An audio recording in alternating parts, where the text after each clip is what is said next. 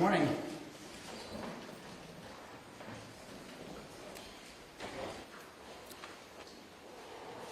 The Nobel Peace Prize 25 goes to a brave, gifted champion of peace, to a woman who keeps the flame of democracy burning amidst growing darkness.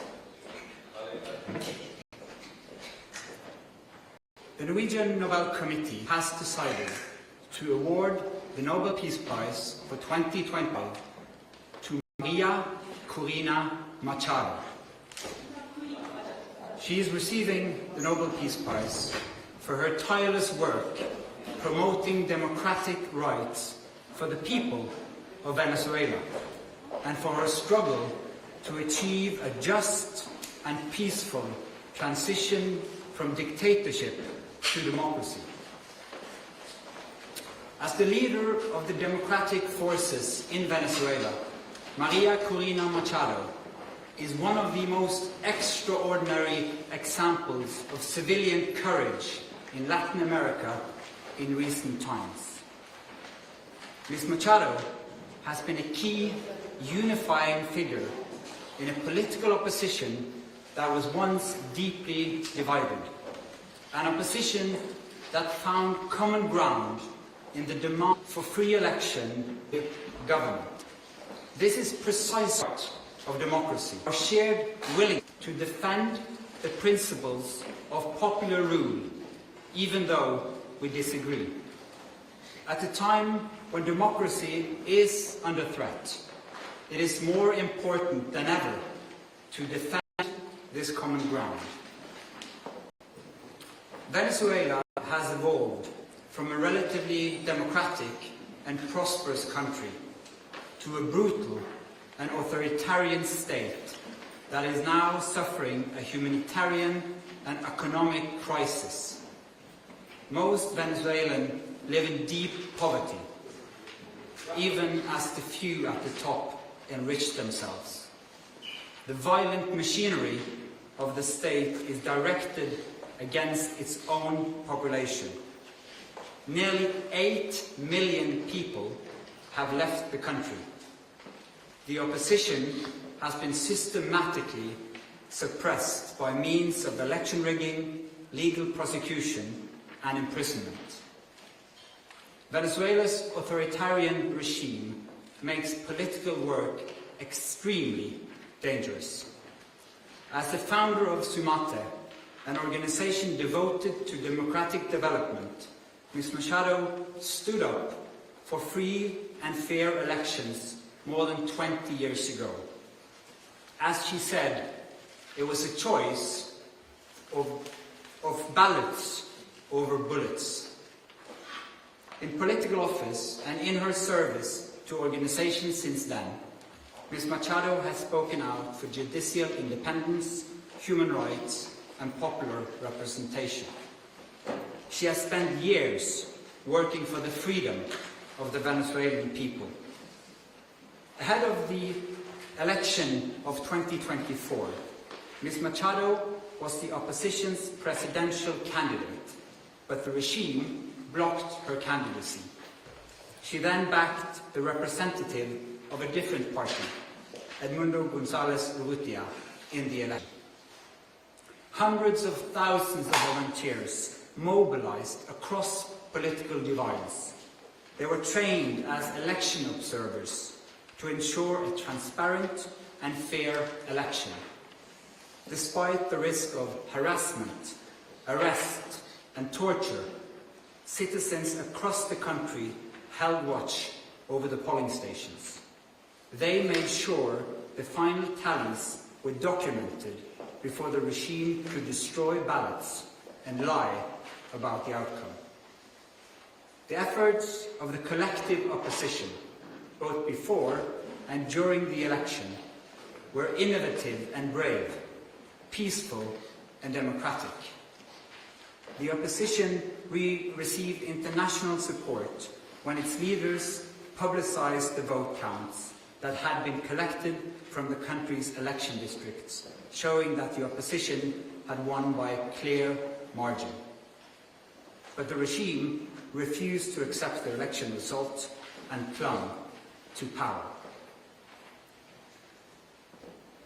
Democracy is a precondition for lasting peace. However, we live in a world where democracy is in retreat, where more and more authoritarian regimes are challenging norms and resorting to violence.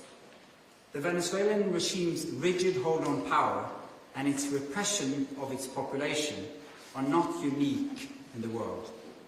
We see the same trends globally. Rule of law abused by those in control, free media silenced, critics imprisoned, and societies pushed towards authoritarian rule and militarization.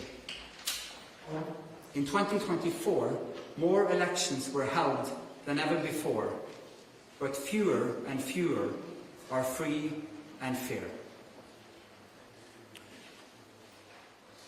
In its long history, the Norwegian Nobel Committee has honored brave women and men who have stood up to repression, who have carried the hope of freedom in prison cells, on the streets, and in public squares, and who have shown by their actions that peaceful resistance can change the world.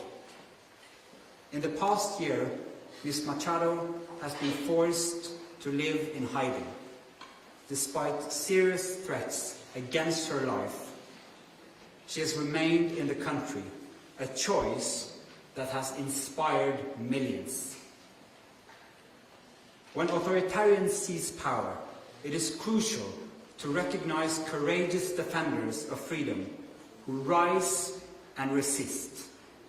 Democracy depends on people who refuse to stay silent, who dare to step forward despite grave risk, and who remind us that freedom must never be taken for granted, but must always be defended, with words, with courage, and with determination. Maria Corina Machado meets all the three criteria stated in Alfred Nobel's will for the selection of a Peace Prize. She has brought her country's opposition together. She has never wavered in resisting the militarization of Venezuelan society. She has been steadfast in her support for a peaceful transition to democracy. Maria Corina Machado has shown that the tools of democracy are also the tools of peace. She embodies the hope of a different future, one where the fundamental rights of citizens are protected and their voices are heard. In this future, people will finally be free to live in peace. Thank you. Questions? Mr. Chair, the attention this year has been a bit further north. How are you as a committee going to make sure that the topic of this year's Peace Prize, democratic development in Venezuela, is highlighted in the days and weeks to come? First and foremost, we hope to get your help, because the media obviously plays an important role in highlighting the humanitarian crisis in Venezuela, but first and foremost, the immense and impressive work of the opposition in that country, so that they will still have hope to fight for a freedom, a future of freedom for their country. Congratulations to Maria Corina Machado and the committee on the decision. But during the past months, US President Donald Trump has repeatedly said he deserves the Nobel Peace Prize and he'd like to have it. He even said that it would be an insult to the United States if he doesn't get it. What does as chairman of the Nobel Peace Prize Committee, think of this, and how has this campaign-like activity by the president and his supporters domestically and internationally affected the deliberations and the thinking in the committee? In the long history of the Nobel Peace Prize, I think this committee has seen any type of campaign, media attention. We receive thousands and thousands of letters every year of people wanting to say what for them leads to peace. This committee sits in a room filled with the portraits of all laureates, and that room is filled with both courage and integrity. So we base only our decision on the work and the will of Alfred Nobel. Hello, Bibiana Piana from the Norwegian News Agency. As you state in your explanation, more and more countries are moving in a more autocratic direction. Would you say that the committee, by this prize, is sending a warning to the world?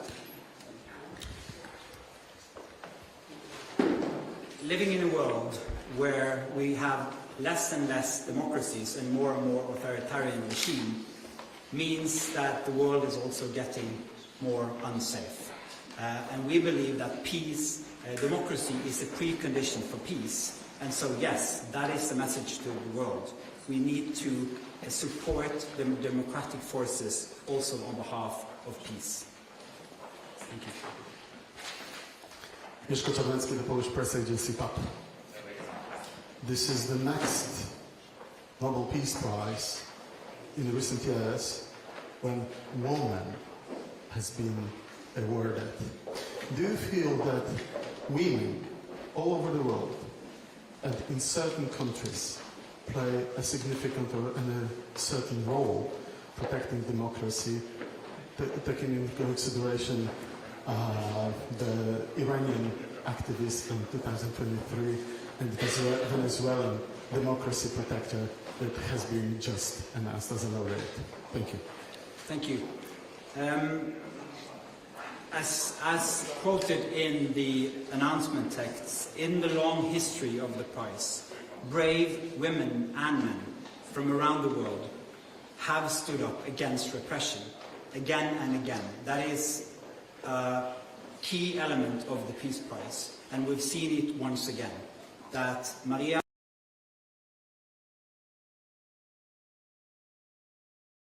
of 2024 was incredible, and it gives hope to an entire country. Mr. Chairman, Christopher Ronneberg from Aftenposten.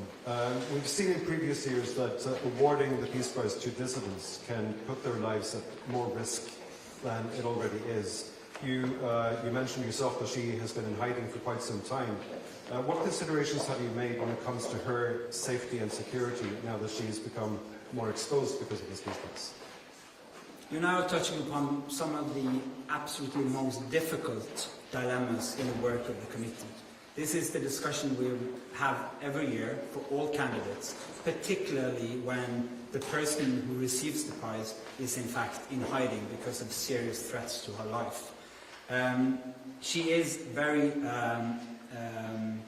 active in Venezuela, has been and will be.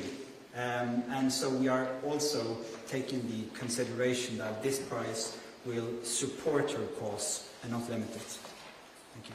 Do you expect to see her in December in Oslo? Again, a question of security. It's too early to say.